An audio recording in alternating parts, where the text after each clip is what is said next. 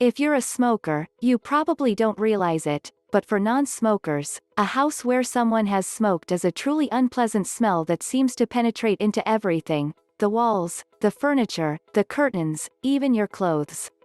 Luckily, there are ways to fix this. Here's 5 simple tips to get rid of the odor of cigarette smoke in a house and have it smelling fresh and clean instead. The first one is airing out your home or car. Don't discount the power of good old fresh air. If your home's interior smells smoky, open all the windows and place a portable fan or two in front of the largest ones, with the blades blowing outward, to pull smoky air from the room. Keep this up for a full day, if possible. Set smoke-ridden furniture, books, and clothing outside in a sunny spot for several hours. Those UV rays can also help neutralize odors.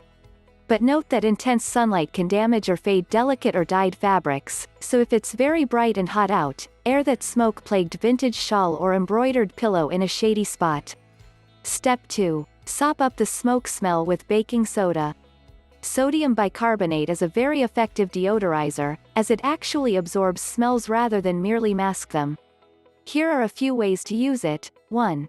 To purge smoke from a room or car, fill several small bowls with baking soda and then set them all around the space. Leave the baking soda in place for at least 24 hours. 2. Sprinkle a thin layer of baking soda onto rugs or carpeting, let it dwell overnight or for at least 2 hours, then vacuum.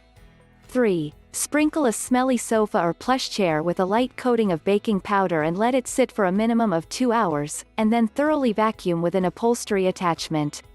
Step 3. Neutralize smoke smell with a vinegar wash. White vinegar is another non-toxic household staple that works to neutralize, not simply mask, bad odors such as smoke.